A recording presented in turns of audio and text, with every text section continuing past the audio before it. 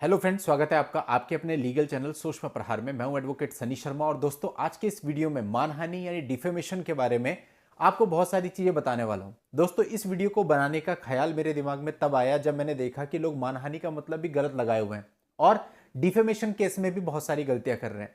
अब देखिए दोस्तों, डिफेमेशन केस तो दोनों ही तरफ से हो सकता है। अगर हम मैट्रिमोनियल विवादों की बात करें तो वहां पर पति पक्ष के द्वारा भी डिफेमेशन का केस फाइल किया जा सकता है और पत्नी पक्ष के द्वारा भी डिफेमेशन का केस फाइल किया जा सकता है। तो ऐसी परिस्थिति में डिफेमेशन को जानना पहले बहुत जरूरी है कि कब कोई चीज डिफेमेशन होती है, कब कोई चीज डिफेमेशन नहीं होती है। हम मोटा मोटा देख लेते हैं कि इसने ऐसा किया तो डिफेमेशन का केस डाल दो।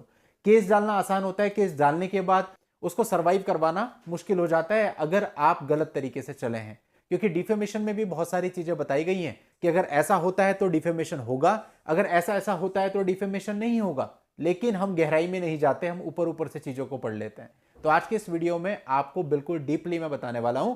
यदि डिफेमेशन का केस आप अपनी तरफ से फाइल कर रहे हैं, करने की सोच रहे हैं, तो उससे पहले इस पूरे वीडियो को आखिरी तक देख के अच्छे से समझ लो कि कब आपका डिफेमेशन का केस चलेगा और किन परिस्थितियों में नहीं चल पाएगा। तो दोस्तों आखिरी तक वीडियो में बने रहिएगा, बहुत ही इंपॉर्टेंट जानकारी आपको देने वाला हूं। और यदि आपने अभी तक भी चैनल को सब्सक्राइब नहीं किया है तो फटाफट चैनल को सब्सक्राइब करके नोटिफिकेशन बेल पर क्लिक कर दें, ताकि इस प्रकार की जानकारियां लाने के लिए मैं निरंतर प्रेरित होता रहूं।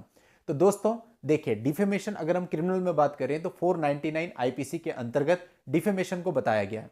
अब डिफेमेशन में जाने से पहले हम यह समझ लेते हैं डिफेमेशन कहते किसे हैं।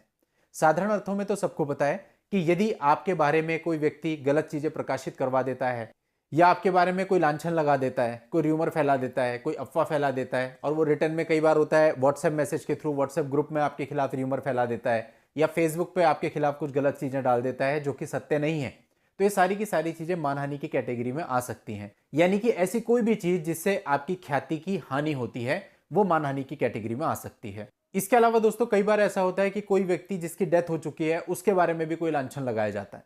अधिकतर घरेलू विवादों में ऐसा बहुत होता है। तो दोस्तों यहां पर यह देखा जाएगा कि यदि वो व्यक्ति जीवित होता तो इस प्रकार का लांछन क्या उसकी ख्याति का नुकसान करता। यदि इसका उत्तर यस में है तो यह भी मानहानि माना जाएगा। और दोस्तों किसी पर फॉल्स एलिगेशन लगा देना, जैसे कि किसी ने किसी से पूछा कि भाई ये सामान किसने चोरी किया और उस व्यक्ति ने इसकी तरफ इशारा कर दिया कि इसने चोरी किया जबकि सत्यता नहीं थी, तो ये भी मानहानि की कैटेगरी में आएगा। अब दोस्तों इसके कुछ अपवाद यानी एक्सेप्शन भी हैं, यानी कुछ चीजें ऐसी होती हैं जो कि मानहानि के अंतर्गत नहीं आती। जैसे हमने कहा कि यदि कोई किसी व्यक्ति के लिए प्रकाशन करवा देता है, कोई खबर प्रकाशित करवा देता है तो मानहानि होती है। लेकिन यदि ऐसी खबर सत्य है और लोक कल्याण में है और प्रकाशित करवाई जाती है तो ये मानहानि नहीं मानी जाएगी। अब यहां पे कोर्ट को यह तय करना होगा कि ये लोक कल्याण में है या नहीं है। इसके अलावा लोक सेवक के द्वारा किया जा रहा कोई आचरण। अब लोक सेवक कौन होते हैं? जैसे पुलिस वाले हो सकते हैं और कोई अधिकारी हो सकते हैं जो किसी पर्टिकुलर पोस्ट पर बैठे हैं और उनका काम वही है, और उस काम को करते हुए वो अपनी कोई राय प्रकट करता है तो यह भी मानहानि नहीं कहलाएगा।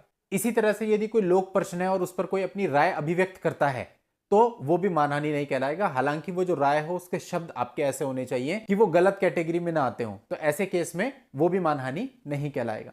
इसके अलावा दोस्तों एक बहुत ही इंपॉर्टेंट चीज, किसी भी न्यायालय की कार्यवाहियों की रिपोर्टों का प्रकाशन। अब माननीय न्यायालय में कोई कार्यवाही हुई या वहां से कोई परिणाम आया यानी जजमेंट पारित हुआ, अब यदि आप उस जजमेंट की सही रिपोर्ट प्रकाशित करते हैं या उस जजमेंट का एक्सप्लेनेशन देते हैं तो वो भी किसी भी प्रकार की मानहानि में नहीं आएगा। ये सेक्शन 499 आईपीसी में क्लियरली लिखा हुआ है, बशर्ते जो चीज आप बता रहे हैं वो वही हो जो जजमेंट में लिखी है। ऐसा नहीं कि आपने अपनी मर्जी से कुछ भी बता दिया। यदि जजमेंट में जो जो चीजें लिखी हैं आपने सेम चीजों को एक्सप्लेन किया या उसकी रिपोर्ट प्रकाशित करी तो यह भी आपका मानहानि में नहीं आएगा। इसके अलावा दोस्तों किसी माननीय न्यायालय में कोई मामला चला और वो मेरिट के बेस पर तय हुआ, चाहे वो सिविल हो चाहे वो क्रिमिनल हो। अब इस मामले में कुछ तथ्य होंगे, पक्षकार होंगे, विटनेस होंगे।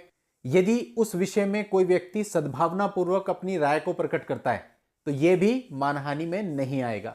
अब दोस्तों इस चीज को एक उदाहरण से समझते हैं।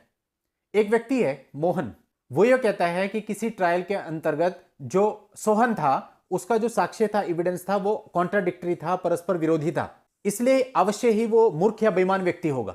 यदि वो सद्भावनापूर्वक ये स्टेटमेंट कहता है तो यह किसी भी प्रकार की मानहानि में नहीं आएगा, क्योंकि उसके शील के संबंध में उसने अपनी जो राय प्रकट करी वो ऐसी राय है जैसी कि साक्षी के रूप में उसके आचरण से, ना कि उसके आगे, प्रकट होती है। यानी कि उसने एक बाउंड्री के अंतर्गत, यानी वो जो ट्रायल चला उसके अंतर्गत केवल यौ के आचरण के संबंध में कहा, उससे बाहर नहीं, तो इसलिए यह भी मानहानि नहीं है। यानी कि कुल मिलाकर के देखिए हम डिफेमेशन का केस करने की सोच लेते हैं, लेकिन ये सारी चीजें हमको पता ही नहीं होती कि इन चीजों में आप मानहानि के अंतर्गत नहीं आएंगे। अब देखिए कितनी इंपॉर्टेंट चीज हो गई, यानी किसी जजमेंट को यदि आप डिस्क्राइब कर रहे हैं या उसका प्रकाशन कर रहे हैं या किसी मामले का ट्रायल चल रहा है या उसका निस्तारण हो चुका है और उस मामले के किसी गुण दोष पर आप बात कर रहे हैं, कोई अपनी राय दे रहे हैं, किसी साक्षी के कंडक्ट पर आप अपनी राय दे रहे हैं उस मामले के रेफरेंस में और सद्भावनापूर्वक दे रहे हैं, तो ये कोई भी चीज आपकी मानहानि यानी डिफेमेशन के अंतर्गत नहीं आती है। अब इन सारी चीजों को आप समझ लें और फिर निर्णय करें कि क्या आपके मामले में मानहानि का मामला बनता है या नहीं बनता, उसके बाद उसको एग्जीक्यूट करने की सोचें। अदरवाइज वो उनके इस एक्सेप्शन के अंदर आ जाएगा, आपका केस आगे जाके डिसमिस हो जाएगा,